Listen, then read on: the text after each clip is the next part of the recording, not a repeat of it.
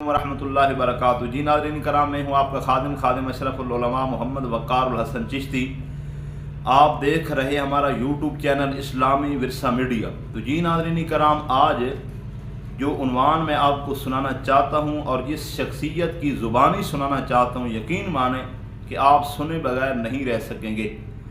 عنوان ہے تاجدار بریلوی اعلی حضرت کشتہ عشق مصطفیٰ امام احمد رضا خان فاضل بریلوی علیہ رحمت، آپ کی حیات و خدمات۔ اور خطاب کرنے والی شخصیت اہل سنت کے اندر ایک بہت بڑا نام، مناظر اسلام، شیخ الحدیث و تفسیر، مبلغ یورپ، حضرت علامہ مولانا مفتی محمد انصر القادری صاحب دامت برکاتہم العالیہ۔ یہ ان کا بڑا پرانا اور یادگار خطاب ہے، پاکستان کا نہیں ہے، باہر کے ممالک کا یہ خطاب ہے کہ امام احمد رضا خان فاضل بریلوی رحمۃ اللہ علیہ کس شخصیت کا نام، آپ کی ولادت سے آپ کے وصال مبارک تک کے انہوں نے حالات 1 گھنٹے کے اندر بیان کیے اختصار کے ساتھ۔ لیکن میں نے جب یہ خطاب مکمل سنا، یقین مانیں کہ آج تک امام احمد رضا خان فاضل بریلوی علیہ رحمت کے حوالے سے اتنی معلومات کسی خطیب، کسی عالم سے شاید آپ نے پہلے سنی ہو۔ کتب کے اندر تو ملتی ہوگی، لیکن انہوں نے اخیر کر دی، ایسا بیان کیا کہ میں کیا تعریف کروں۔ آئیے پہلے بیان سنتے ہیں، اس کے بعد تبصرہ کرتے ہیں۔ حاضرین و سامعین، اللہ رب العزت کی حمد و ثنا اور حضور نبی اکرم صلی اللہ علیہ وسلم کی بارگاہ بکس پناہ میں ہزاروں لجاجتوں اور نیازمندیوں کا حقیق نذرانہ پیش کر لینے کے بعد آج کے اس درس میں دعوت اسلامی کے پرزور فرمان پر امام اہل سنت، مجدد دین و ملت، سراج الامت، چراغ معرفت، پروانہ شمع رسالت، عظیم المرتبت امام احمد رضا رحمت اللہ تعالی علیہ کے عنوان کے اعتبار سے گفتگو کو ترتیب دیا گیا ہے۔ چونکہ ہمارے بعض دعوت اسلامی کے ساتھیوں نے فرمایا کہ آج اس عشرے کا آخری دن ہوگا، اس لیے ہمارے اعتکاف بیٹھنے سے پہلے امام اہل سنت کا تذکرہ ضرور ہونا چاہیے۔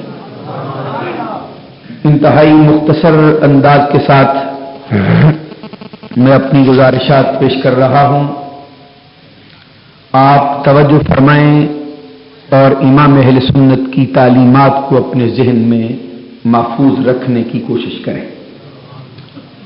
عزیزان گرامی قدر، آپ کا اسم گرامی احمد رضا ہے۔ آپ کے دادا جان نے آپ کا نام محمد رکھا تھا۔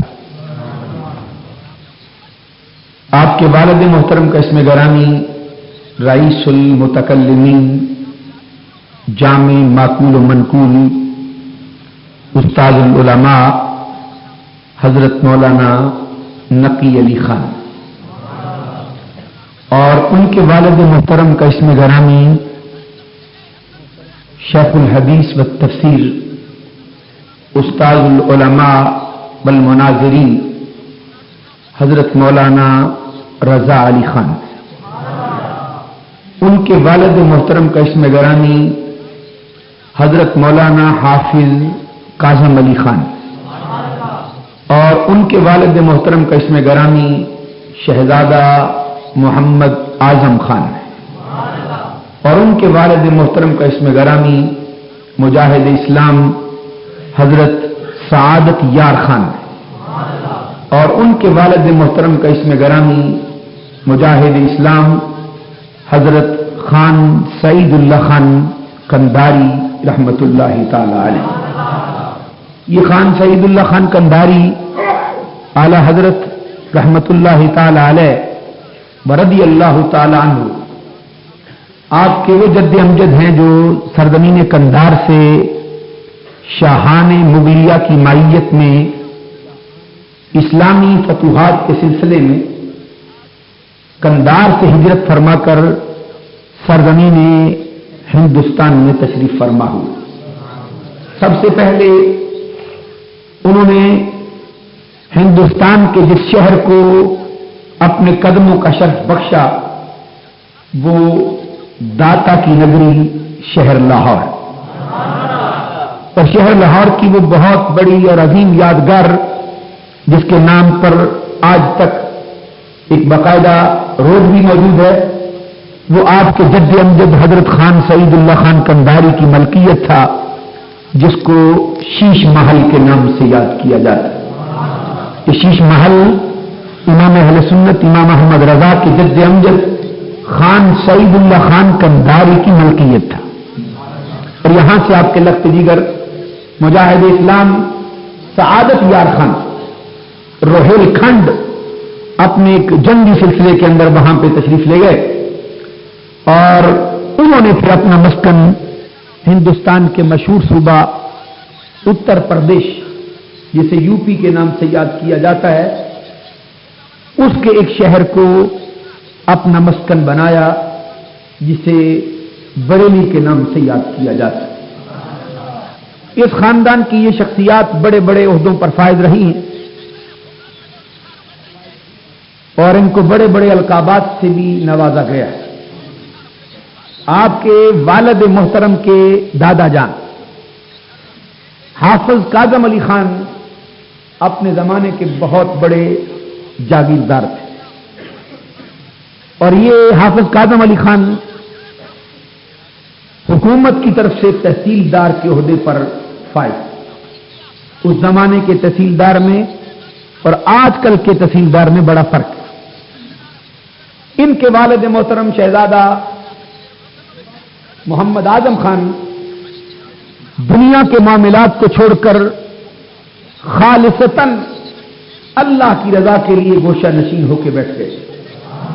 تذکرہ نگاروں نے لکھا ہے کہ ایک مرتبہ حافظ کاظم علی خان اپنے والد محترم کی بارگاہ میں آئے، سردیوں کا موسم تھا، ان کے والد محترم محمد اعظم خان سخت سردی کے موسم میں ایک درخت کے نیچے بیٹھ کر آگ تاپ رہے تھے۔ جب وہ اپنے والد محترم سے ملنے کے لیے آئے تو ان کے کندھے پر ایک بڑا قیمتی شال تھا۔ ان کا دل چاہا کہ یہ شال میں اپنے والد محترم کی خدمت میں پیش کروں۔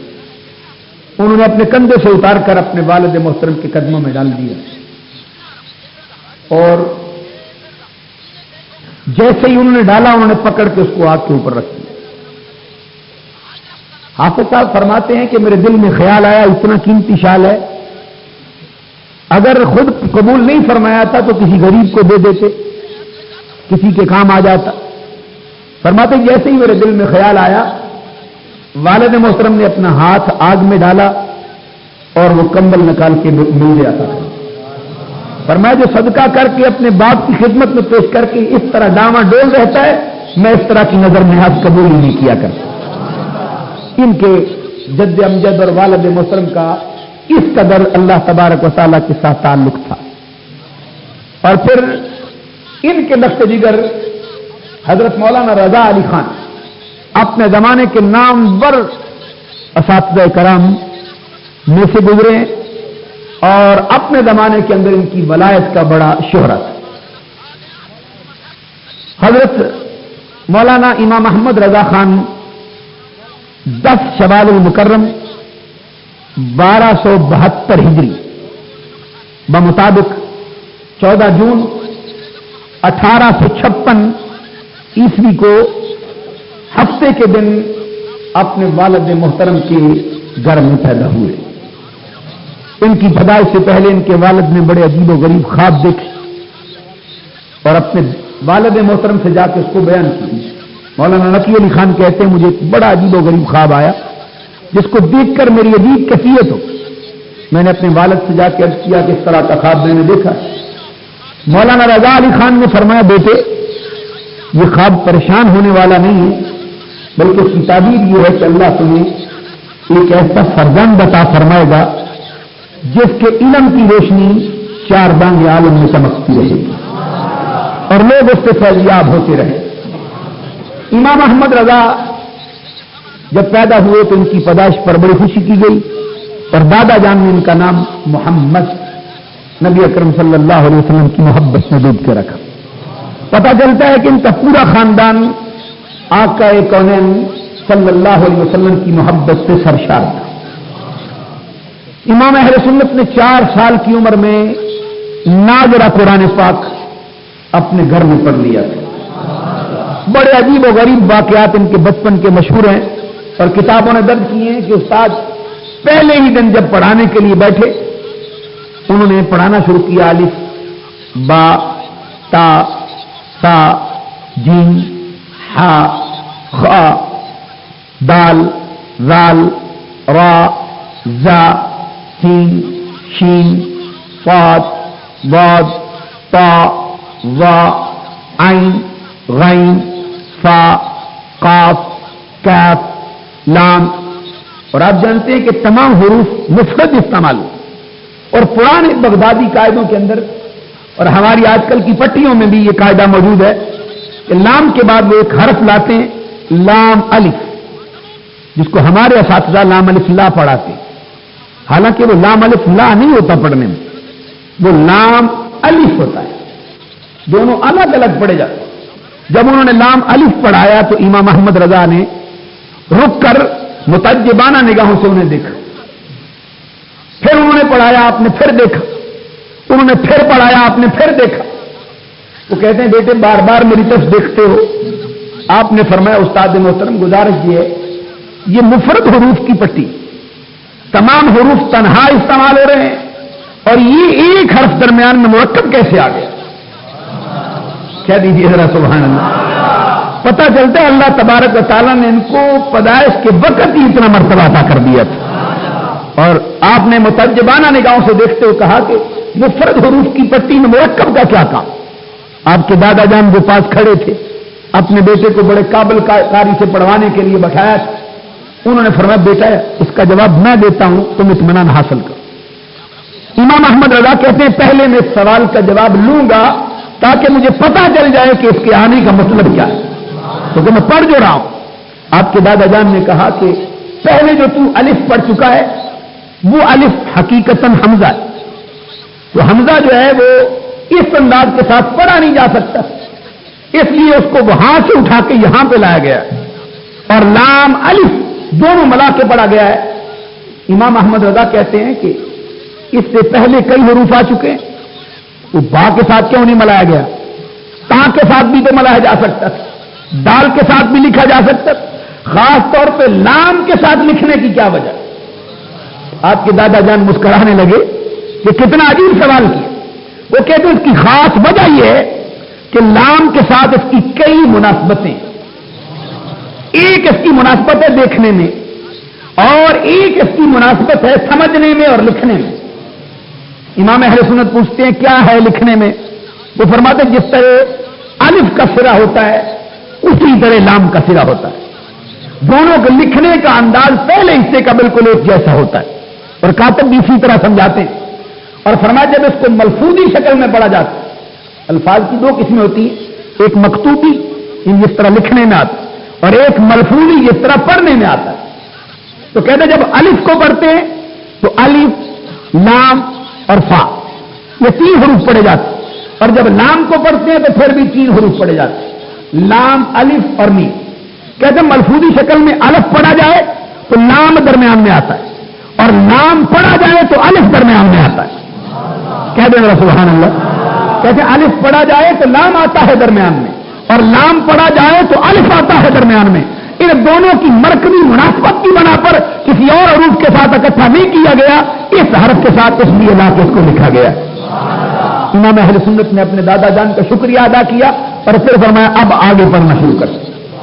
پہلے ہی دن جس کے علم کا جس کے سمجھنے کا یہ حال، امام اہل سنت کے دادا جان نے خوش ہو کر اپنے بیٹے کے لیے دعا فرمائی۔ عزیزان گرامی قدر 4 سال کی عمر میں امام احمد رضا نے ناظرہ قرآن پاک پڑھا اور 6 سال کی عمر میں آپ نے ایک بہت بڑے جلسہ عام کے سامنے میلاد النبی کے موضوع پر اپنے دادا جان کی تربیت سے خطاب کیا، اور 8 سال کی عمر میں، بعض لوگ کہتے ہیں یہ کیسے ممکن ہے، ہم کہتے ہیں حضرت خواجہ بختیار کاکی کے متعلق علماء دیوبند سارے مانتے ہیں۔ حضرت خواجہ بختیار کاکی جب پہلے دن پڑھنے کے لیے گئے تھے تو استاد کے سامنے بیٹھ کر پورے 15 سپارے زبانی سنا دیے۔ استاد نے پوچھا بیٹا پڑھنے آئے ہو یا پڑھانے آئے ہو؟ وہ کہتا نہیں آیا تو پڑھ نہیں ہوں۔ وہ کہتے تمہاری ماں تو کہتی ہے تم نے کسی سے پڑھا نہیں، کسی استاد کے سامنے بیٹھے ہی نہیں۔ وہ کہتے میں ظاہری استاد سے تو نہیں پڑھا، لیکن جب میں اپنی ماں کے پیٹ میں ہوتا تھا میری ماں ہر روز رات کو 15 سپاروں کی تلاوت کر کے سویا کرتی، اور میں نے 15 سپارے اپنی ماں کے پیٹ کے اندر بیٹھ کر حفظ کر لیے۔ اگر اللہ تبارک و تعالیٰ بختیار کاکی کو 15 سپارے ادھر پڑھا سکتا ہے تو امام احمد رضا کو بھی بچپن کے اندر تعلیم اس طرح کر سکتا۔ 8 سال کی عمر میں، آپ تعجب کریں گے، ہمارے ہاں درس نظامی کی ابتدائی کتابوں میں نحو کی ایک کتاب پڑھائی جاتی ہے جس کا نام ہے ہدایت النحو۔ ہدایت النحو اگر کوئی آدمی پڑھ لیتا ہے تو اس کو کافی حد تک عربی زبان کے ساتھ عربی زبان کے قواعد و ضوابط کی بہت سمجھ آ جاتی ہے۔ اعلیٰ حضرت امام اہل سنت نے ہدایت النحو پر عربی زبان کے اندر 8 سال کی عمر میں حاشیہ لکھا۔ اندازہ لگائیں آپ کے علم کا حال یہ تھا، 8 سال کی عمر میں ہدایت النحو پر عربی زبان کے اندر آپ نے حاشیہ نقل فرمایا، اور آج تک آپ کے قلم کا لکھا ہوا، ہاتھ کا لکھا ہوا حاشیہ اس کتاب کے اوپر موجود۔ اور آپ نے 10 سال کی عمر میں، 10 سال کی عمر میں مسلم الثبوت پر، جو اصول فقہ کی بڑی انتہائی معتبر کتاب ہے، مسلم الثبوت کے اوپر آپ نے باقاعدہ طور پہ حاشیہ لگایا 10 سال کی عمر میں۔ اور 13 سال 10 ماہ اور 5 دن کی عمر میں آپ نے علوم مربجہ، درسیہ، نصابیہ اور اسلامیہ سے سند فراغت حاصل کی۔ 13 سال 10 ماہ اور 5 دن کی عمر، اور اسی دن رضاعت کے موضوع پر آپ نے ایک بہت بڑا معرکۃ الآراء فتویٰ بھی لکھا۔ سوال کیا گیا کہ اگر کسی عورت کا دودھ چھوٹے بچے کے ناک کے راستے سے حلق کے اندر چلا جائے تو یہ دودھ حرمت رضاعت لائے گا یا نہیں لائے گا؟ 13 سال 10 ماہ 5 دن کی عمر میں امام اہل سنت امام احمد رضا رحمت اللہ علیہ نے اس پر فتویٰ لکھا، اور فتویٰ لکھ کے آپ نے اپنے والد محترم کو دکھایا اور عرض کیا کہ ابا جان ذرا دیکھیں کہ یہ کیا لکھا ہوا ہے اور میری اصلاح فرما دیں۔ امام اہل سنت کے والد محترم حضرت مولانا مفتی نقی علی خان، جو اپنے زمانے کے مانے ہوئے مفتی، رئیس المتکلمین کا خطاب ان کو مل چکا تھا، جامع معقول و منقول تھے، انہوں نے جب اپنے بیٹے کے فتوے کو اس عمر میں دیکھا تو فوراً خوش ہو کے رب ذوالجلال کی بارگاہ میں سجدہ کرنے کے لیے تشریف لے اور اللہ کا شکریہ ادا کیا کہ رب ذوالجلال میں نے جو خواب دیکھا تھا اس کی تعبیر اپنی زندگی کے اندر ہی دیکھتا چلا جا رہا۔ اور آغاز میں یہ ہوتا، آپ کے والد محترم نے آپ کو مسند افتاء پر بتایا، آغاز میں امام محمد رضا فتویٰ لکھتے، اپنے والد محترم کو دکھاتے، اور اگر وہ ضروری سمجھتے اس کے اندر اصلاح دیتے، مگر میں اس کو برقرار رکھتا۔ تھوڑے ہی عرصے کے بعد مولانا نقی علی خان نے اپنے بیٹے کی اس جدت تباہ کو دیکھا، ان کے مزاج کو دیکھ کر انہوں نے فرمایا کہ بیٹا جس طرح کے فتوے تو لکھا کرتا ہے اب خواہ مخواہ مجھے بھی تکلیف میں ڈالتا ہے، آپ بھی اپنا وقت برباد کرتا ہے، میں یہ سمجھتا ہوں کہ تیرے ہاں ایک منجے ہوئے مفتی کی جو حیثیت ہے وہ نہیں، آج کے بعد فتویٰ لکھنے کے بعد مجھے دکھانے کی ضرورت نہیں ہے، جس طرح تو لکھا کرتا ہے اس کو اسی طرح برقرار رکھا، اور اپنے سر کا امامہ اتار کر آپ کے والد محترم مولانا نقی علی خان نے اپنے ہونہار بیٹے کے سپرد فرما دیا۔ اور تقریباً 21 اور 22 سال کی عمر میں امام اہل سنت کو آپ کے والد محترم مولانا نقی علی خان اپنے ساتھ لے کر اپنے پیر و مرشد کے دروازے پہ حاضر ہوئے، جن کا اس میں گرامی حضرت شاہ آل رسول مارہروی رحمت اللہ تعالی۔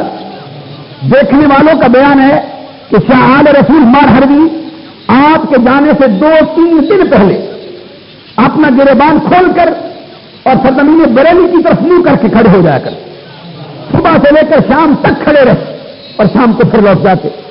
دیکھنے والے پوچھتے حضرت یہاں پہ کھڑا ہونے کا مطلب کیا ہے؟ کیا آل رسول مارہروی فرماتے مجھے بریلی کی سرزمین سے ایک آپ کے رسول کی خوشبو آ رہی اور مجھے آقا کونین پیغام دے رہے ہیں کہ میرا ایک عاشق آ رہا ہے، اس کا استقبال کریں۔ شاہ رسول مار حروی رحمۃ اللہ علیہ کی بارگاہ میں جب آپ تشریف لے گئے، انہوں نے آپ کا استقبال کیا، آپ نے انہوں کی قدم بوسی کی، اور پہلے ہی دن شاہ رسول مار حروی نے جب ان کی طبیعت کو دیکھا، جب ان کے علمی نظام کو دیکھا، اور جب ان کی پاکیزگی اور طہارت کو دیکھا، شاہ رسول مار حروی نے بیٹھ کرتے ہی ان کو 13 سلسلوں کے اندر خلافت عطا فرمائی۔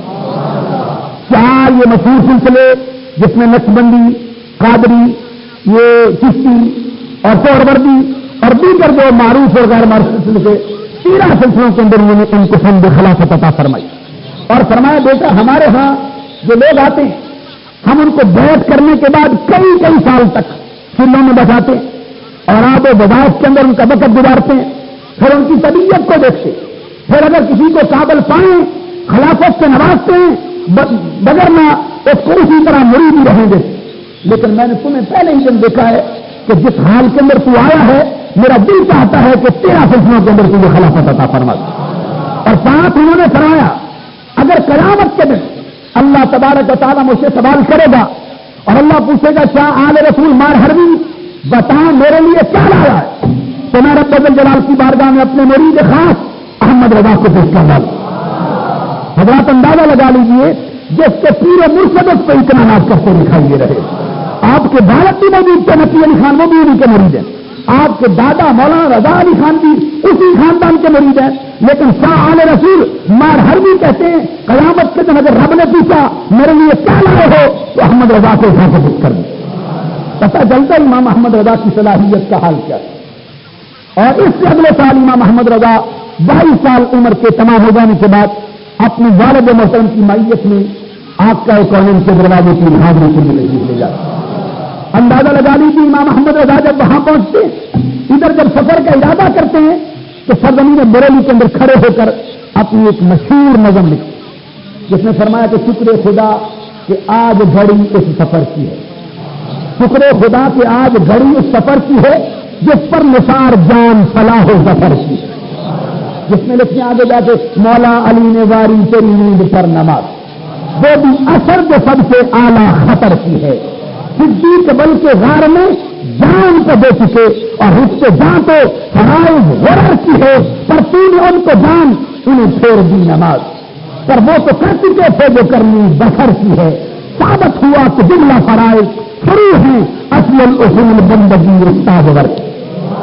امام اہل سنت جب تشریف لے گئے سرزمین بیت اللہ شریف کے اندر امام احمد رضا رحمۃ اللہ علیہ کی ملاقات ایک مفتی شافیہ بہت بڑے زمانے کے مفتی تقویٰ و پرہیزگاری کے اندر جو اپنے یہاں کمال رکھتے تھے، عصر اور مغرب کی نماز کے درمیان ان کی ملاقات امام اہل سنت کے ساتھ بغیر کسی صاحب کا تعارف کے امام احمد رضا کی پیشانی کو دیکھتے ہیں تو دیکھتے ہی رہ جاتے، بڑی دیر تک ٹکٹکی لگا کر ان کو دیکھتے رہتے اور آخر میں لپک کر ان کا ہاتھ پکڑتے ہیں اور ہاتھ پکڑ کر امام احمد رضا کو اپنے گھر لے جاتے اور گھر لے جا کر دسترخوان ان کے سامنے بٹھاتے ہیں اور اپنے ہاتھ سے کھانا رکھ کے کہتے ہیں میرا دل چاہتا ہے کہ اس طرح سے آپ کے رسول کی دعوت کریں۔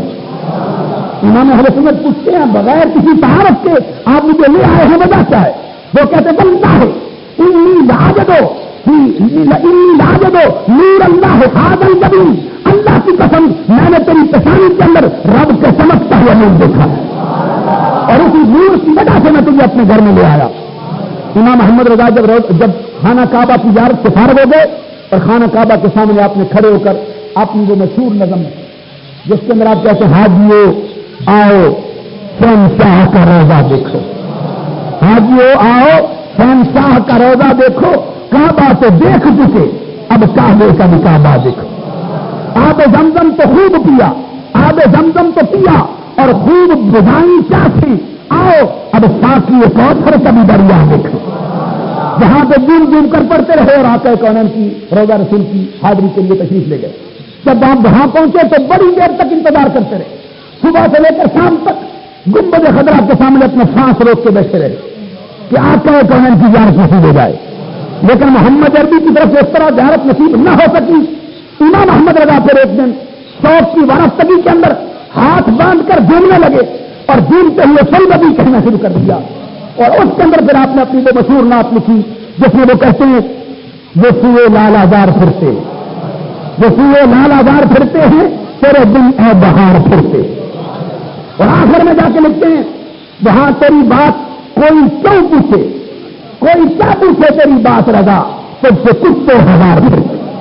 ادھر امام محمد رضا نے اپنے لیے عزت و انکساری کا یہ انتہائی لفظ استعمال کیا ہی تھا.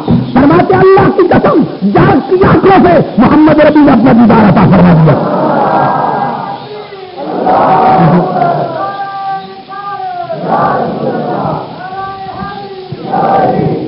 امام احمد رضا رحمۃ اللہ تعالی علیہ کو جاگتی آنکھوں سے آتا ہے تو انہیں تجارت نصیب ہے. بعض لوگ کہتے ہیں کہ جاگتی آنکھوں سے زیارت ہو ہی نہیں سکتی.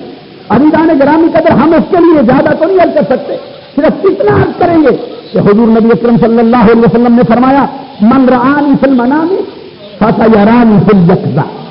متفق علیہ حدیث بخاری کی اور مسلم کی دونوں بڑے بڑے محدثین نے نقل کیا ہے. حضور فرماتے ہیں سن لو جس کو میں خواب کے اندر اپنا دیدار کرواؤں وہ امید رکھے کہ جاگتی آنکھوں سے بھی میرا دیدار کر لے. جاؤ انتظار کرو. آقا کونین فرماتا ہے جس نے مجھے خواب نہ دیکھا وہ مرنے سے پہلے مجھے جاگتی آنکھوں سے بھی دیکھتا چلا جاؤ. اور مولوی اندر شاہ کشمیری شیخ الحدیث دارالعلوم دیوبند کو لکھتا ہے کہ مولانا جلال الدین سلیطی رحمۃ اللہ علیہ نے متعدد مرتبہ جاگتی آنکھوں سے محمد عربی کا دیدار کیا تھا. اگر اس کو دیدار کروا سکتے ہیں تو ہمارے آقا کو بھی کروا سکتے ہیں. اور پھر یہ مولوی اشرف علی خانوی صاحب کو لکھتے ہیں کہ قصیدہ بردہ شریف کی شرح کے اندر وہ کہتے ہیں جب امام بصیری بیمار ہو گئے، فالج کا حملہ ہو گیا تو یہ انہوں نے پھر قصیدہ بردہ لکھا مولا یصلی وسلم دائما ابدا علی حبیبک خیر الخلق کلہم. اور یہ پڑھتے پڑھتے سو گئے، ادھر سوئے ادھر آمینہ کے لال خان میں آ گئے. اور آقا کونین نے فرمایا بصیری اٹھتا. اب بصیری کا حال یہ تھا کہ آپ کو گھر کا کوئی شخص نہیں پوچھ سکتا. اولاد چھوڑ گئی، رشتہ دار چھوڑ گئے، ایک کونے میں پڑے رہتے، کھانستے رہتے، پورے جسم پر فالج کا حملہ ہو چکا. آپ میڈیکل والوں سے پوچھ کے دیکھ لیں جب اس طرح نچارا ہو جائے اس کو پھر ڈاکٹر لوگ اٹھا نہیں سکتے. محمد عربی تشریف لائے فرمایا بصیری اٹھتا. حضرت امام بصیری کہتے اب میں اٹھتا کیسے، اٹھنا تو میرے لیے ممکن نہیں تھا. آقا کونین نے اپنے کندھے سے اپنا قیمتی شال اتار کر میرے جسم کو ڈال دیا. کہتے شال ڈالنے کی دیر تھی رب جلال نے میرے سالک زبا جسم کو تندرست اور صحیح سلامت فرما دیا. اور سرکار فرماتے کہ بصیری سنا وہ نعت جو تو نے لکھی ہے، وہ قصیدہ جو تو نے لکھا ہے. وہ کہتے حضرت میں نے قصیدے تو بڑے لکھے، کون سے سناؤں؟ آقا فرماتے وہی سنا دے مولا یصلی وسلم دائما. اتنا مقبول ہوا ان کا قصیدہ. عزیزان گرامی قدر مولوی اشرف علی خانوی لکھتا ہے کہ آقا کونین نے ان کو جو چادر عطا کی تھی وہ چادر ان کی نسل کے اندر بھی مسلسل جاری پھیل گئی. اگر ان کو آ کے چادر عطا کر سکتے ہیں امام محمد رضا کو بھی جاگتی آنکھوں سے دیدار عطا کر سکتے ہیں. اور پھر امام اہل سنت نے اس کے بعد آپ تشریف لے آئے اور دوبارہ پھر اپنے بیٹے کو ساتھ لے کر امام حامد رضا خان حجت الاسلام امام حامد رضا خان کی میت میں آپ پھر خانہ کعبہ کی حاضری کے لیے تشریف لے گئے. اور دل کے اندر نیت رکھتے تھے کہ میں روزہ رسول کی حاضری کے لیے جا رہا ہوں. اور ساتھ کہتے تھے کہ روزہ رسول کی حاضری کی وجہ سے رب نے خانہ کعبہ کا ثواب بھی نصیب کر دیا ہے اور حج بھی ہمارے مقدر کے اندر لکھا ہے. ان کے تفعیل حج بھی خدا نے کرا دی. یہ ان کی زندگی کا ایک مقصد. اور جب امام احمد رضا دوسری مرتبہ وہاں کو تشریف لے گئے اس زمانے کے اندر یہاں کے کچھ لوگوں کا اختلاف امام اہل سنت کے ساتھ چل نکلا تھا. امام احمد رضا رحمۃ اللہ علیہ فرماتے ان کا خیال یہ تھا کہ اب کتابوں سے بہت دور جا چکا ہے، مسافت کے عالم میں ہے اور آقا کونین سے وابستگی بڑی رکھتا ہے، اس کو محبت کے اندر ڈوبا ہوا ہے. اب اگر اس کو ضد کرنا چاہو، اس کو کوئی تکلیف پہنچانا چاہو، اس سے بڑا کوئی موقع اور نہیں ہوتا.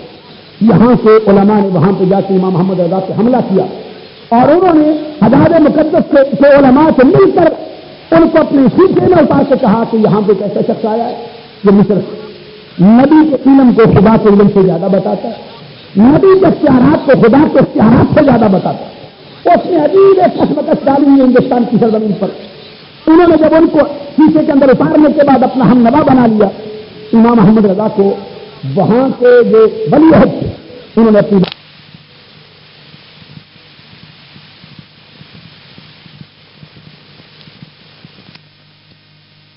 فرماتے اللہ تبارک و تعالیٰ نے توفیق عطا فرمائی. میں نے 8.5 گھنٹے کی مدت عظیم اور ذخیر کتاب لکھی جس کا شہرا پوری کائنات کے اندر مچا ہوا ہے اور اس کتاب کا نام رکھا الدولت المکیہ بالمادۃ الغیبیہ. اور عربی رضا نے لکھ کر پیش کر دی اور فرمایا اس کو پڑھ کر پورے اس مجمع کے اندر سنایا جائے۔ اور بحال یہ تھا کہ جس کو انہوں نے اپنا ہم نوا بنایا اس نے جب اس کتاب کو پڑھا، قربان جائے پھر امام احمد رضا کا طرز استدلال، اس کے اندر آپ نے جو اس کا مضمون باندھا ہے، سب سے پہلے آپ لکھتے ہیں کہ قرآن مجید کے اندر دو طرح کی آیات ہے۔ ایک ایسی آیات ہے جن کے اندر علم غیب کی نفی، ایک ایسی آیات ہے جن کے اندر علم غیب کا اقرار ہے۔ نفی والی آیتوں پر بھی ایمان لانا ضروری ہے، اقرار والی آیتوں پر بھی ایمان لانا ضروری ہے۔ جو ان میں سے کسی ایک کا انکار کرے وہ دار اسلام سے خارج ہو جائے۔ دونوں کو لکھنے کے بعد پھر آپ کہتے ہیں اب ان دونوں کے اندر تطبیق بھی ہونی چاہیے، مطابقت کا پہلو بھی موجود ہونا چاہیے کہ ان کو دونوں کو کیسے مانا جائے۔ فرماتے ہیں جس کے اندر نفی ہے وہ علم غیب اللہ کا ذات ہے، اور جس کے اندر اقرار ہے وہ رب الجلال کا عطا ہی ہے جو اپنے نبیوں کو عطا فرمایا کرتا ہے۔ امام احمد رضا نے اس کے اندر تقریباً 20 قرآن کی آیتیں نقل فرمائی ہیں اور آپ کا قرآن کی متعدد حدیثیں نقل فرمائی، اور اس کے اندر پھر امت مسلمہ کے علماء کے اقوال کئی نقل فرمانے کے بعد آپ کی جب وہ کتاب پڑھی جا رہی تھی تو شریف مکہ جو اس وقت گورنر مکہ تھا اس نے فرمایا پڑھو۔ جب پڑھ کے سنائی جا رہی تھی اب وہ وہابی لوگ جن کو اعلیٰ حضرت کی عزت کسی صورت میں برداشت نہیں تھی، اس نے بیچ کے اندر بولنا شروع کیا، بار بار وہ کہتا تھا اب چھوڑ دو جی کل پڑھیں گے، اب چھوڑ دو رہنے دو کل پڑھیں گے، لیکن شریف مکہ نے اٹھ کر ایک چپت اس کے سر میں رکھی۔ اس نے کہا پہلے تو آ کے اعتراض کرتا تھا، اس کو مشرک بتاتا تھا، اب جب اس کا عقیدہ پڑھا جا رہا ہے تو سننا بھی تمہیں گوارا نہیں۔ اسی محفل کے اندر تقریباً آدھی سے زیادہ کتاب امام اہل سنت کی پڑھی گئی، زمانے کو پتہ چل گیا کہ اصل دین جو امام احمد رضا پھیلا رہا ہے وہ آپ کا کونین کا دین ہے اور اس کے صحابہ کا دین۔ اور پھر وہاں کے بہت بڑے مفتیان نے اور بڑے بڑے امام کعبہ جس کے اندر امام زینی دہلان جیسی شخصیات شامل تھیں، انہوں نے امام احمد رضا کی بارگاہ میں بیٹھ کر ان سے حدیث کی سند لی، ان سے حدیث کے اسباق پڑھے اور امام اہل سنت کے ہاتھ سے لکھوا کر اپنے پاس رکھنے کو وہ سند اپنے لیے قابل فخر اور قابل اعزاز جان۔ یہ امام احمد رضا کا سفر باقاعدہ طور پہ جاری رہا۔ اب زیادہ تفصیل کے ساتھ تو بات میں نہیں کر سکتا، امام اہل سنت نے بعض ایسے علمی معاملات چھوڑے ہیں جو عام انسان کی سمجھ سے نہیں بالغ۔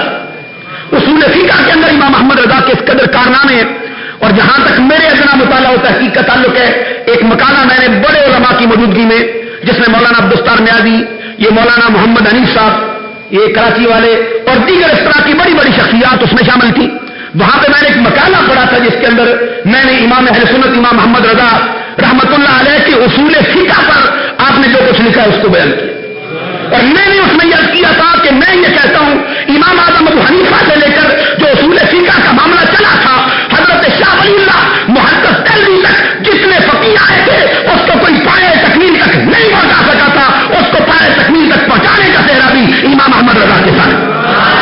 خدا کی قسم اگر آپ برداشت کریں اور میری طرف توجہ فرمائیں، میں آپ کے سامنے بیان کروں آپ کا دل بار بار ہوتا چلا جائے۔ اور اصول فقہ کا وہ اتنا لمبا سفر جس کے اندر ہزاروں اور لاکھوں کی تعداد میں فقیہان اسلام چنے گئے، وہ سفر تو طے نہ کر سکے جو امام احمد رضا نے اپنے چند سالوں کے اندر طے فرما دیا۔ اور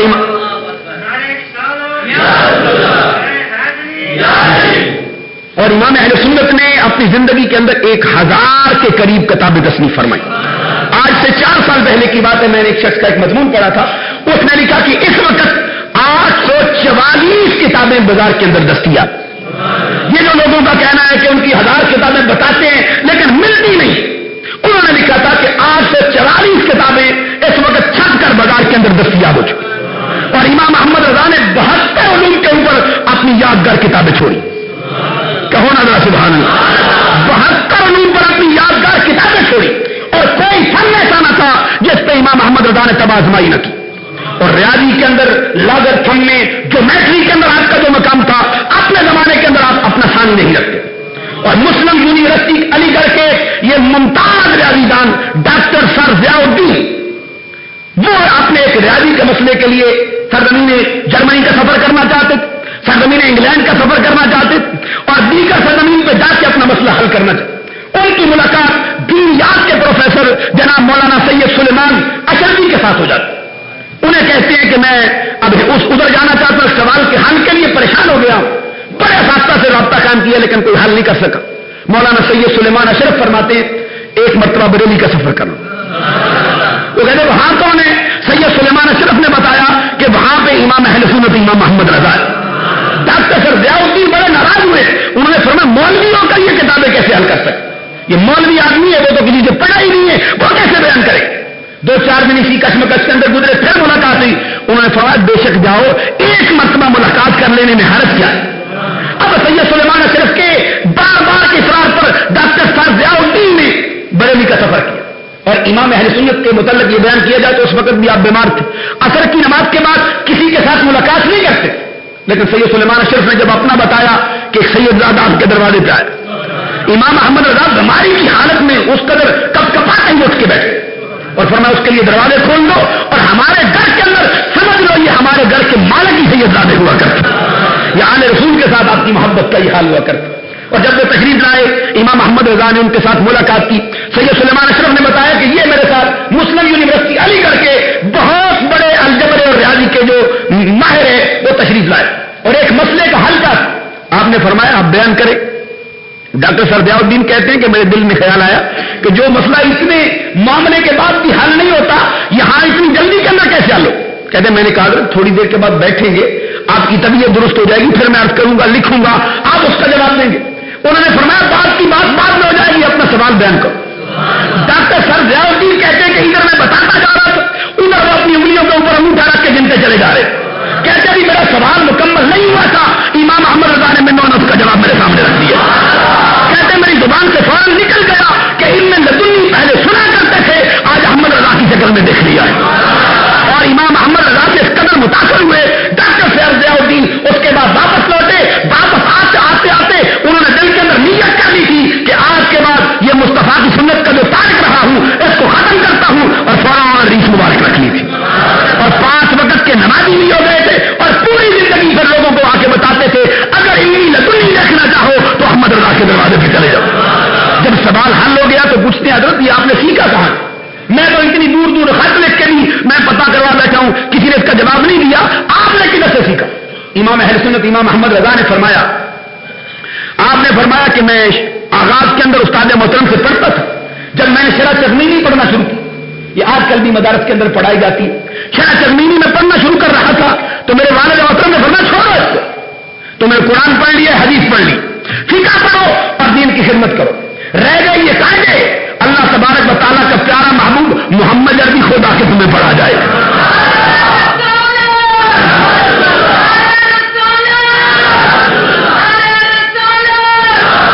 اور فرماتے ہیں امام محمد رضا کہتے ہیں کہ والد محترم نے جمع تفریق حساب اور ضرب کے قاعدے مجھے بتا دیے. اس کے اندر جمع تفریق ضرب تقسیم کے چاروں قاعدے سے بتائے اور فرمایا اس کے بعد اللہ نے چاہا تو انشاءاللہ سارے علوم تیرا مقدر ہوتے چلے جائیں. فرماتے اس وقت کے بعد میں خود ہی بیٹھتا ہوں اور لکھتا رہتا ہوں اور ایسا لگتا ہے جیسے آمینہ کے لال نے علم کے سارے دروازے میرے لیے کھول دیے. اور جب چلنے لگے ڈاکٹر سر ضیاء الدین تو امام محمد رضا نے جیومیٹری کے اوپر لکھا ہوا زاویوں مثلث زاویوں کا اور مربع کا ایک باقاعدہ اپنا پرچہ ان کو تھمایا اور رسالہ دے کے فرمایا اس کا مطالعہ کرنا. وہ ڈاکٹر سر ضیاء الدین ساری زندگی یہ کہتے رہے خدا کی قسم بڑے بڑے اساتذہ کی جوتیاں اٹھائی ہیں. میں جرمنی میں بھی گیا ہوں، انگلینڈ کے اندر بھی گیا ہوں، فرانس کے اندر بھی جا کے پڑھتا رہا ہوں، لیکن ایسا استاد میں نے ریاضی کا نہیں دیکھا جس طرح کا احمد رضا کو دیکھا ہوا. اور عزیزان گرامی قدر امام اہل سنت امام احمد رضا نے 72 علوم کے اوپر نہ صرف تباہ آزمائی کی ہے بلکہ اپنی یادگار کتابیں بھی چھوڑی. اور اگر میں آپ کے سامنے یہ فہرست رکھوں تو آپ حیران رہ جائیں گے کہ کوئی فن ایسا نہ تھا جس سے احمد رضا نے نہ لکھا. آپ نے صرف پہ لکھا، نحو پہ لکھا، فقہ پہ لکھا، اصول فقہ پہ لکھا، حدیث پہ لکھا، اصول حدیث پہ لکھا، تفسیر پہ لکھا، اصول تفسیر پہ لکھا، تجوید پہ لکھا، قرات پہ لکھا. آپ نے منطق میں لکھا، فلسفے پہ لکھا، معانی پہ لکھا، ادب پہ لکھا، بیان پہ لکھا، بدائع پہ لکھا، حیرت پہ لکھا، جیومیٹری پہ لکھا، فزکس پہ لکھا، کیمسٹری پہ لکھا، بایولوجی پہ لکھا. آپ نے کوئی علم ایسا نہ تھا جو اس زبان کے اندر بیان کیا جاتا ہو اس کو آپ نے بیان نہ کیا.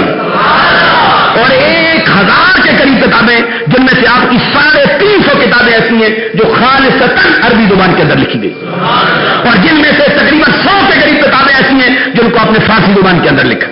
اور آپ کا یہ خاصہ تھا جو کوئی سوال جس طرح کوئی سوال جس زبان کے اندر کرتا تھا آپ اس کا جواب بھی اسی زبان کے اندر دیا کرتا. اگر کوئی فارسی کی نظر میں سوال کرتا آج بھی آپ ان کے فتاووں کو دیکھیں فارسی کی نظر میں اس کا جواب دیتے. عربی کی نظر میں سوال کرتا ہے آپ عربی کی نظر میں اس کا جواب دیتے. طرح اس کا جواب دیا کرتے تھے. اور آج ہمارے لیے جو امام محمد رضا نے ہم جیسے تھوڑے پڑھے لکھے لوگوں کے لیے آپ نے جو یادگار بات چھوڑی ہے وہ قرآن مجید کا ترجمہ ہے. اور امام اہل سنت سے پہلے ترجمے لکھے گئے حضرت شاہ رفیع الدین کا ترجمہ تھا جو شاہ ولی اللہ محدث دہلوی کے بیٹے اور ان کے اوپر اس کے بھائی کا حاشیہ شاہ عبد القادر کا تھا. یہ ترجمہ بڑا بازار کے اندر دستیاب تھا. امام اہل سنت اپنے مشاغل کی وجہ سے لکھ نہیں سکتے تھے ترجمہ, لیکن صدر الشریعہ مولانا امجد علی اعظمی خان جنہوں نے کتاب لکھی ہے صاحب بہار شریعت اور فتاوی امجدیہ, انہوں نے عرض کیا حضرت اگر مہربانی ہو جائے قرآن کا ترجمہ لکھ دیں. امام اہل سنت نے فرمایا اچھا عصر کی نماز کے بعد جب میرے ریسٹ کا وقت ہوتا ہے اس وقت آ جایا کرو, تم قرآن کی آیت پڑھتے چلے جایا کرو, میں ترجمہ بولتا چلا جاؤں.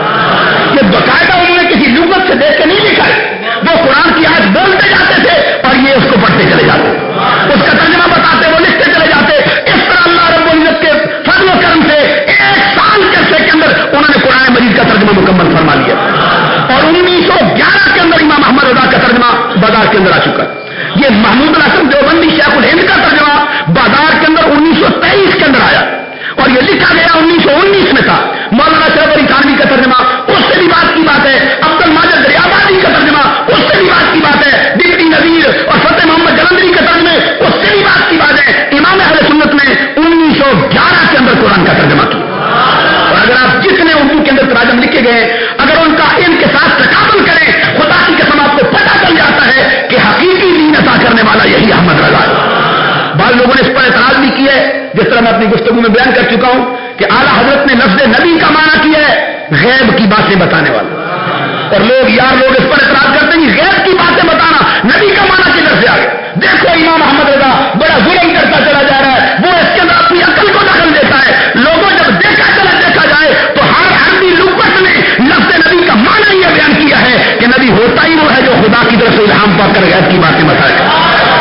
اور امام محمد رضا رحمۃ اللہ علیہ کے ترجمے کو اگر آپ ایک نظر تمام ترجمہ نگاروں کے مقابلے میں دیکھیں آپ کو پتہ چل جائے گا کہ امام محمد رضا کے ہاں ترجمہ نگاری کا حال کیا. میں نے عربی زبان کے اردو زبان کے اندر تقریباً 22 کے قریب ترجمے دیکھے, 22 کے قریب ترجمے میرے پاس موجود بھی ہیں, میں نے دیکھے بھی ہیں. اور ایک کو میں نے پڑھا باقاعدہ طور پہ. اس کے اندر یہ آیت کریمہ اللہ یستہزئ بہم, اس کا ترجمہ جس نے بھی کیا ہے سر سید احمد کہتا ہے اللہ تعالیٰ ان سے ٹھٹا کرتا ہے. بڑا اردو کا ماہر آدمی تھا سر سید احمد خان, اور یہ جس نے بابا اردو مولوی عبد الحق اس کا شاگرد تھا بنایا, یہ سر سید احمد خان لکھتا اللہ ان سے ٹھٹا کرتا. ایمان سے کہنا اللہ کی شان کے لفظ لائق ہے یہ. اور اس کے بعد میں آنے والے محمود الحسن دیوبندی کہتے ہیں اللہ ان سے مذاق کرتا ہے. مولوی اشرف علی تھانوی کہتے ہیں اللہ تعالیٰ ان سے ہنسی کرتا ہے. یہ ڈپٹی نذیر جو بڑا اردو کا رائٹر تھا, آپ لوگوں نے اس کے اردو کے مضمون بھی پڑھے ہوں گے, وہ لکھتے اللہ ان کو بناتا ہے. یہ بنانا, مذاق کرنا, ٹھٹا کرنا, ہنسی کرنا, ایمان سے کہنا اللہ کی شان کے لائق نہیں ہے الفاظ. اور دیکھو قرآن مجید بیان کرتا ہے حضرت موسیٰ علیہ السلام نے کہا وَإِذْ قَالَ مُوسَىٰ لِقَوْمِهِ إِنَّ اللَّهَ يَأْمُرُكُمْ أَن تَذْبَحُوا بَقَرَةً. حضرت موسیٰ کہتے ہیں اپنی قوم سے اللہ تمہیں حکم دیتا ہے گائے ذبح کرو. اب قوم کہتی قالوا أَتَتَّخِذُنَا هُزُوًا, آپ ہم سے مذاق کرتے, آپ ہم سے ٹھٹا کرتے, آپ ہم سے ہنسی کرتے, آپ ہم سے ماحول کرتے. حضرت موسیٰ علیہ السلام اس کے جواب میں کہتے ہیں قَالَ أَعُوذُ بِاللَّهِ أَن نَّكُونَ مِنَ الْجَاهِلِينَ. میں ٹھٹا کرنے سے, ہنسی کرنے سے, مذاق کرنے سے, لوگوں کو بنانے سے میں اللہ تعالیٰ کی پناہ چاہتا ہوں, اس لیے کہ ایسا فعل کرنے والا جاہل ہوا کرتا ہے. أن نَّكُونَ مِنَ الْجَاهِلِينَ, اس کا منطقی نتیجہ صغرا کبرا بنانے کے بعد, حد اوسط بنانے کے بعد جب اس کا نتیجہ نکلتا ہے تو پھر یہ نتیجہ نکلتا ہے کہ ٹھٹا کرنا جاہلوں کا کام ہوا کرتا ہے. ایمان سے کہنا موسیٰ اگر ٹھٹا کرے ان کے قول کے مطابق وہ کہتے میرا شمار جاہلوں میں سے ہونے لگ جائے. اور قرآن مجید کی سورہ حجرات کے اندر اللہ فرماتا ہے یا ایھا الذین آمنوا لا یسخر قوم من قوم, اے ایمان والو تم میں سے کوئی قوم کسی دوسری قوم کو مذاق کا نشانہ نہ بنائے, ایک دوسرے کو ٹھٹا مذاق نہ کیا کرو. عزیزان گرامی قدر اللہ ٹھٹا کرنے سے منع کرے, حضرت موسیٰ علیہ السلام ٹھٹا کرنے سے اللہ کی پناہ چاہیں تو اللہ تعالیٰ کی طرف بھی ٹھٹے کی نسبت کی جا رہی ہے. ایسے وقت میں ضروری تھا کہ کوئی ایسا ترجمہ بھی ہوتا جو رب ذوالجلال کی شان کے لائق ہوتا. سارے ترجمے دیکھتے چلے جاؤ, فقط امام محمد رضا کا ترجمہ اس کی بات آپ کو سنا دے. آپ فرماتے ہیں اللہ یستہزئ بہم, اللہ تبارک و تعالیٰ ان کے ساتھ استہزاء فرماتا ہے. اور استہزاء کا مطلب یہ ہے کہ جیسا اللہ کی شان کے لائق ہے اسی طرح کا سلوک ان کے ساتھ کرتا چلا جا رہا ہے. مانا یہ ہوا کہ یہ اللہ سے مذاق کرتے ہیں، اللہ قیامت کے دن ان کے مذاق کی ان کو سزا دے گا، اللہ تعالیٰ ان کو ٹھٹے کی سزا دے گا. اور دوسرے مقام پہ دیکھ لیجیے، وہ کہتے ہیں جی یہ تو اللہ تبارک و تعالیٰ کی شان کے معاملہ لکھا. حضرت یونس علیہ السلام کے معاملے میں جس نے بھی ترجمہ کیا اس نے لکھا وَظَنَّ أَن لَّن نَّقْدِرَ فَنَادَىٰ فِي الظُّلُمَاتِ وَظَنُّونِ إِذ ذَّهَبَ مُغَاضِبًا فَظَنَّ أَن لَّن نَّقْدِرَ فَنَادَىٰ فِي الظُّلُمَاتِ أَن لَّا إِلَٰهَ إِلَّا أَنتَ سُبْحَانَكَ إِنِّي كُنتُ مِنَ الظَّالِمِينَ. سب ترجمہ نگاروں نے لکھا حضرت یونس علیہ السلام نے دل میں گمان کیا جب وہ اپنے لوگوں کو چھوڑ کے چلے تھے کہ اللہ مجھ پر قدرت نہیں پا سکتا. ایمان سے کہنا یہ نبی کہہ سکتا. کوئی کہتا اللہ مجھ پر قابو نہیں پا سکتا، کوئی کہتا اللہ مجھ پر کنٹرول حاصل نہیں کر سکتا. حضرات آپ نے توجہ نہیں فرمائی ہے میری بات کی طرف. یونس علیہ السلام کہتے ہیں کہ اللہ تبارک و تعالیٰ مجھ پر کنٹرول نہیں پا سکتا، مجھ پر قابو حاصل نہیں کر سکتا، میرے اوپر قدرت نہیں رکھتا. کمزور سے کمزور عقیدے والا آدمی یہ کہہ سکتا ہے اللہ میرے اوپر قدرت نہیں پا سکتا. ایسے وقت میں وہ بریلی کا تاجدار پھر بول رہا ہے. آپ فرماتے ہیں نادانو یہ نقد کمانا ہر جگہ پہ قدرت نہیں ہوتا. ادھر دیکھو قرآن کہتا ہے وَيَبْسُطُ الرِّزْقَ لِمَن يَشَاءُ وَيَقْدِرُ. اللہ جس کے نہیں چاہتا رزق کو کھولتا ہے، جس کے نہیں چاہتا رزق کو تنگ کرتا ہے. آپ فرماتے ہیں یہاں بھی اس کا معنی یہ کہتے اس مچھلی والے نے اپنے دل میں گمان کیا اللہ اپنی محبت کے سبب سے مجھ پر تنگی نہیں فرمائے گا. کہہ دو جم کے ذرا بلند یہ ترجمہ کہتے ہیں اللہ مجھ پر تنگی نہیں فرمائے گا. اور قرآن مجید کا جس مقام بھی آپ دیکھیں وہ کہتے فاسا آدم ربہ فغوا. آدم علیہ السلام نے اپنے رب کی نافرمانی کی ہے اور وہ گمراہ ہو گئے. یہ ترجمہ نگاروں نے لکھا آدم نے اپنے رب کی نافرمانی کی اور وہ گمراہ ہو گئے. حضرات ایسے موقع پر ضروری تھا کہ کوئی ایسا ترجمہ ہماری نگاہ کے سامنے آتا جو حضرت آدم کا معاملہ بھی درست کرتا اور الوہیت کی شان کو بھی سامنے رکھا جاتا. حضرت آدم علیہ السلام کو نافرمان بھی رب کا بتایا اور گمراہ ہونا بھی بیان کر دیا. حضرت امام اہل سنت امام احمد رضا کہتے فعصى آدم ربہ فغوا. حضرت آدم علیہ السلام سے لغزش واقع ہوئی اپنے رب کے حکم میں اور جو مراد چاہی تھی وہ نہ پا سکے. جو مراد چاہی تھی رب نے وہ نہ پا سکے. اور جس جگہ سے آپ ترجمہ دیکھتے چلے جائیں اور وہ مشہور ترجمہ جس کے اندر علماء دیوبند کو بڑا ناز ہے جس کا نام مولوی محمود الحسن دیوبندی ہے وہی میں آپ کے سامنے رکھنا چاہتا ہوں. دو مقام ایک جگہ پہ کہتے بستغفر لذنبک وللمؤمنین والمؤمنات. مولوی اشرف علی تھانوی لکھتے ہیں اے محبوب اپنے گناہوں کی معافی مانگ اور اپنے ایمان والے مردوں کی معافی مانگ اور ایمان والی عورتوں کی معافی مانگ. محمود الحسن کو صاحب لکھتے ہیں اشرف علی صاحب لکھتے ہیں اپنے خطاؤں کی معافی مانگ اور اپنے اوپر ایمان لانے والے مردوں اور عورتوں کی گناہوں کی معافی مانگ. اور اس پر امام اہل سنت لکھتے ہیں آپ فرماتے ہیں بستغفر لذنبک وللمؤمنین والمؤمنات. اے محبوب اپنے خاصوں کی بھی بخشش مانگ اور اپنے عاموں کی بھی بخشش مانگ. اور دوسرے مقام پہ جو لکھا انا فتحنا لک فتحا مبینا لیغفر لک اللہ ما تقدم من ذنبک وما تأخر. مولوی اشرف علی تھانوی لکھتے اے نبی ہم نے تیرے لیے کھلی فتح کو کھول دی ہے. تیری خطائیں جو تو نے پہلے کی وہ بھی بخشی، وہ خطائیں جو تو بعد میں کرے گا وہ بھی بخشتے رہے گا. اور ان کے استاد کہتے ہیں اے نبی ہم نے تیرے لیے کھلی فتح کو کھول دیا اور تیرے گناہ جو پہلے ہوئے وہ بھی بخشے، جو تو بعد میں کرے گا وہ بھی بخش دیں. دیکھ لیجئے نبی کو گناہ گار ٹھہرایا گیا، نبی کو خطا کار ٹھہرایا گیا. حالانکہ اہل اسلام کی 8 کتابیں جن میں شرح مواقف علامہ سید شریف جرجانی کی کتاب، شرح فقہ پر حضرت ملا علی قاری کی کتاب، نوراس علامہ عبدالعزیز برہانی کی کتاب، شرح عقائد نسوی ہمارے درسیات کے اندر پڑھائی جانے والی شورۂ آفاق کتاب علامہ تفتازانی کی کتاب، اور تکمیل الایمان شیخ عبدالحق محدث دہلوی کی کتاب، اور حاشیہ خیالی علامہ عبدالحکیم سیالکوٹی کی کتاب، اور یہ تمہید ابو شکور ثانی کی کتاب. یہ سب لکھتے ہیں ان الانبیاء کلهم معصومون عن الخطاء عن الصغیرۃ والکبیرۃ من قبل النبوۃ وبعد النبوۃ. اس بات میں کوئی شک نہیں کہ اللہ کے سارے نبی گناہوں سے پاک ہوتے، چھوٹے گناہوں سے بھی پاک ہوتے، بڑے گناہوں سے بھی پاک ہوتے، اعلان نبوت سے پہلے بھی پاک ہوتے، اعلان نبوت کے بعد بھی پاک ہوتے. ایسے موقع پہ ضروری تھا کہ کوئی ایسا ترجمہ ہوتا جو بتاتا کہ محمد عربی کی ناموس کا حال کیا ہے. آپ فرماتے ہیں نہ سمجھ لوگوں کیا سمجھتے لام کا عربی زبان میں ایک ہی مانو. آپ کہتے لام عربی زبان کے اندر 5 معنوں کے لیے استعمال ہو. لام بہر اختصاص و عاقبت علت قسم زائدہ ان رام مراد بعد قول ہے بیریا. لام جو ہے وہ خاص کرنے کے لیے بھی آتا ہے, لام قسم اٹھانے کے لیے بھی آتا ہے, لام علت بیان کرنے کے لیے بھی آتا ہے, لام سببیت کے لیے بھی آتا ہے, لام زائدہ بھی استعمال ہوتا ہے. آپ کہتے ہیں یہاں پہ جو لام لایا گیا ہے یہ سببیت کا ہے. اور آپ کا ترجمہ مرادہ فرمائیے. کیسے اللہ فرماتے ہیں اے پیارے نبی ہم نے تیرے لیے کھلی فتح کو کھول دیا اور تیرے سبب سے تیری امت نے جو پہلے گناہ کیے وہ بھی بخشے, جو بعد میں کرے گی وہ بھی بخشتے رہے گی.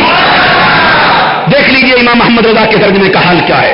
اور دوسرے مقام پہ اگر آپ دیکھتے چلے جائیں, عزیزان گرامی قدر وقت کی کمی کے باعث میں مضمون زیادہ بڑھا نہیں سکتا. امام محمد رضا رحمۃ اللہ علیہ کا ترجمہ جہاں سے بھی دیکھا گیا پتہ چلتا ہے کہ ان کے دل پر اردو زبان کا ترجمہ نازل کیا جاتا رہا. اور دیکھ حضرت عیسیٰ علیہ السلام کی والدہ محترمہ مریم ابنت عمران التی احسنت فرجها, ایک ترجمہ نگار کہتے ہیں بار بار نام لینا درست نہیں, لوگ ناراض ہو جاتے. وہ کہتے ہیں حضرت عیسیٰ حضرت عمران کی بیٹی مریم نے اپنی شرمگاہ کی حفاظت کی. ایمان سے کہنا دانا لوگ عقل مند لوگ تو اپنی بیٹیوں کا نام بھی محفل کے اندر بیٹھ کر نہیں لیا, اتنا ننگا لفظ استعمال کیا. اس کا استاد لکھتا ہے, کہتے چھوٹے میاں بڑے میاں سبحان اللہ, وہ لکھتا ہے عمران کی وہ بیٹی جس نے اپنی شہوت کی جگہ کی حفاظت کی. اللہ تعالیٰ حضرت عیسیٰ علیہ السلام کی ماں مریم کی پاکیزگی بیان کرنا چاہتا ہے اور یہ کبھی شرمگاہ لاتے ہیں کبھی شہوت کی جگہ لاتے ہیں. اور دیکھنے والی بات تو یہ ہے کہ عورت کے سراپے کے اندر کوئی خاص چیز محفوظ رکھنے والی ہوتی ہے, یہ سر کے بالوں سے لے کر پاؤں کے ناخنوں تک ایک ایک چیز محفوظ کرنے والی ہوتی ہے. اور اگر یہ پوچھنا ہے تو حسن حسین کی ماں فاطمہ سے پوچھ لو نا. وہ کہتے ہیں میری نظر میں عورت ہے ہی وہ جس نے پوری زندگی میں کبھی کسی غیر محرم کا چہرہ بھی نہ دیکھا اور جس کے چہرے پر کبھی کسی غیر محرم کی نگاہیں بھی نہ پڑی. عزیزان گرامی قدر ایسے وقت پر بریلی کا تاجدار پھر بولے آپ فرماتے ہیں مریم ابنت عمران التی احسنت فرجها, عمران کی وہ پاکیزہ بیٹی مریم جس نے اپنی پارسائی کی حفاظت کی. دیکھ لیجیے کس ادا کے ساتھ اس ترجمے کو بیان کرتے چلے جا رہے ہیں. اور پھر شان الوہیت کے بارے میں دیکھ لو, ایک جگہ پہ کہتے ان المنافقین یخادعون اللہ وهو خادعهم. ایک ترجمہ والا کہتا ہے بے شک منافق لوگ اللہ کو دھوکہ دیتے ہیں, اللہ ان کو دھوکہ دیتے ہیں. ایک کہتے ہیں بے شک منافق لوگ دغا بازی کرتے ہیں, اللہ ان سے دغا بازی کرے. ایک کہتے ہیں منافق لوگ اللہ کو فریب دیتے ہیں, اللہ ان کو فریب دیتے. اندازہ لگا لیجیے. اب اگر کوئی نہ سمجھ آدمی اردو کے ترجمے کو پڑھے تو کہے گا خدا فریبی بھی, خدا مکار بھی ہے, خدا دھوکے باز بھی ہے, معاذ اللہ نقل کفر نہ باشد. ایسے موقع پر امام احمد رضا کا ترجمہ دیکھ لو. فرماتے ہیں ان المنافقین یخادعون اللہ وهو خادعهم. زمانہ کہتے ہیں منافق لوگ اللہ کو دھوکہ دے. امام احمد رضا کہتے ہیں نہ وہ خود دھوکہ دیتا ہے نہ کسی سے دھوکہ کھاتا ہے. کیا بنا رہا بلند آواز, وہ ایسا بے خبر نہیں ہے کہ لوگ اس کو دھوکہ دیتے رہے. آپ کہتے ہیں بے شک منافق لوگ اپنے گمان میں اللہ کو فریب دیا چاہتے ہیں اور اللہ ان کو ان کے فریب میں مار ڈالے گا. کیا بنا بلند آواز. اور جس جگہ سے بھی آپ قرآن کا ترجمہ دیکھیں عزیزان گرامی قدر, چونکہ یہ ترجمہ قرآن کا ہمارے پڑھنے میں آتا ہے اور ہماری ضروریات زندگی کے اندر سب سے اہم ترین چیز ہے, اس لیے ہم سب کو اپنے پاس ترجمہ کمزور ایمان رکھنا چاہیے. اور آپ کے لیے خوشخبری کی بات یہ سنائیں کہ جو سعودی عرب کی سرزمین پر اس کے متعلق بیان کیا گیا کہ اس ترجمے پر پابندی لگائی. اب یا تو یہ پتا چلتا ہے ان کا مزاج بھی ان کے ساتھ ملتا جلتا ہے. اب امام احمد رضا کے ترجمے سے کوئی چیز نکال کر تو دکھاؤ جس کے اندر کوئی بات انہوں نے ایسی کی ہو جس کو روکا گیا. روکا اس لیے گیا ہے کہ یہ جب بھی بات کرتے ہیں یہ شان الوہیت کی عظمت کی بات کرتے ہیں یا محمد عربی کی پاکیزگی کی بات کرتے چلے جاتے ہیں. اور سیال شریف کے موجودہ سیادہ نشین یہ امیر شریعت حضرت خواجہ حمید الدین سیالوی دامت برکاتہم العالیہ نے 10 سوال لکھ کر فرمان روائے سعودی عرب کے لیے بھیجے. عربی زبان کے اندر میرے پاس اس کا نقل اس کی موجود ہے اور یہ انوار رضا کے اندر ترجمہ ہو کر چھپ بھی گیا ہے. انہوں نے ترجمہ کنز الایمان پر اور صدر الاسادل مولانا نعیم الدین مراد آبادی پر وارد ہونے والے اعتراضات 10 سوالوں کے جواب لکھ کر ان کی خدمت میں پیش کی اور انہوں نے کہا ہے کہ اگر چاہتے ہو حمید الدین سیالوی اور اس کا سارا گروہ تمہارے ساتھ مناظرہ کرنے کے لیے بھی تیار ہے اور باقاعدہ اس کو چیلنج کیا ہے. اور ایک موقع پر یقین جانے جب میں نے اس کو پڑھا, اس سے پہلے میں نہیں پڑھا, ایک دن میں اعلیٰ حضرت کے موضوعات پر کچھ کتابیں دیکھ رہا تھا, جب میں نے ان کا یہ دیکھا تو میری ہچکی بانٹی چلی گئی کہ اتنے بڑے فرمان روائے سعودی عرب کو اس طرح للکار کے یہ جوان بولتا چلا جا رہا. پتا چلتا ہے خواجہ اجمیری کا جو فیض ہے یہ مکمل طور پہ یہاں پہ بولتا دکھائی دے رہا ہے، اور میں تقریباً 1 گھنٹے تک وہاں پہ روتا ہی رہا کہ اس قدر سخت الفاظ کے ساتھ اس کو مخاطب کیا، اور انتہائی اہم پیرائی کے اندر امام اہل سنت کی انہوں نے ترجمانی کرتے ہوئے کہا کہ جب تک اہل سنت کا ایک ایک بچہ موجود ہے ہم اس موضوع پر پورے کائنات کے لوگوں سے مناظرہ کرنے کے لیے تیار۔ تو اللہ تبارک و تعالی ہمارے لیے امام اہل سنت رحمت اللہ علیہ کی محبت ہماری زندگی کا حصہ بنائے اور ان کی تعلیمات سے ہمیں مالا مال فرمائے، اور امام اہل سنت پہ جتنے وارد ہونے والے اعتراضات ہیں اس کے لیے جب بھی کوئی بات ہو یہ بندہ ناچیز ان کا خادم بن کر حاضر ہونے کے لیے تیار۔ اللہ رب العزت عمل کی توفیق عطا فرمائے۔ کل کا جو ہمارا بیان ہے اس کے لیے میں گزارش کرتا ہوں حضرت شاہ صاحب کے مشوروں سے بھی اس کو تبدیل بھی کیا جا سکتا ہے، لیکن میرا خیال یہ ہے پہلے تو میں جمعۃ المبارک کے موقع پر جتنی بھی تقریریں میں نے کی اس کے اندر جنگ بدر کو مکمل نہیں کر سکے، یہ بھی ایک حصہ ہے، اس سے بھی انسان کی جو عشق ہے اس کو تھوڑی سی آگ لگ جاتی اور انسان تھوڑا سا اور متوجہ ہو جاتا ہے اس طرف۔ میرا اپنا خیال یہ ہے کہ ایک مضمون جو ہے کیونکہ حضرت علی شیر خدا کی شہادت بالکل قریب ہے تو ایسے موقع پر ایک موضوع اہل بیت اہل سنت کی نظر میں بھی ہونا چاہیے۔ پہلے دوسرا تو سن چکے ہیں نا، اہل بیت اہل سنت کی نظر میں کیا، اور فقط قرآن کی روشنی میں اور حدیث مصطفیٰ کی روشنی، کسی عالم دین کا قول اس میں نہیں شامل ہو۔ اور دوسرے 2 دن جو ہے اگلے اس سے ایک حضرت علی شیر خدا کے متعلق جو قرآن اور حدیث کے اندر ان کی فضائل کی آیتیں اور نبی اکرم صلی اللہ علیہ وسلم کی حدیثیں ان سے ایک طرف رکھیں گے، اور اس کے بعد حضرت علی شیر خدا کی زندگی کے کارنامے بھی بیان کر دیے جائیں اور ان کے وہ فیصلے جو امت مسلمہ کے اندر کسی اور کا مقدر نہیں بن سکے تھے، فقط حضرت علی شیر خدا کا مقدر۔ اور کبھی ایسا بھی ہوتا، ایک میں نے ایسا بھی فیصلہ پڑھا ہے، حضرت عمر کے دربار پہ لایا گیا، حضرت عمر نے فرمایا یہ فیصلہ میں کر نہیں سکتا، مجھے اس کی سمجھ ہی نہیں آتی۔ شاہ عبد العزیز محدث دہلوی نے لکھا، میں انشاءاللہ بیان بھی کروں گا، تھوڑا سا کر دیتا ہوں۔ شاہ عبد العزیز محدث دہلوی تفسیر عزیزی کے اندر لکھتے ہیں حضرت عمر کے سامنے فیصلہ لایا گیا، آپ نے اس کو دیکھا، آپ نے فرمایا یہ فیصلہ میری نظر میں سوائے علی کے اور کوئی نہیں کر سکتا۔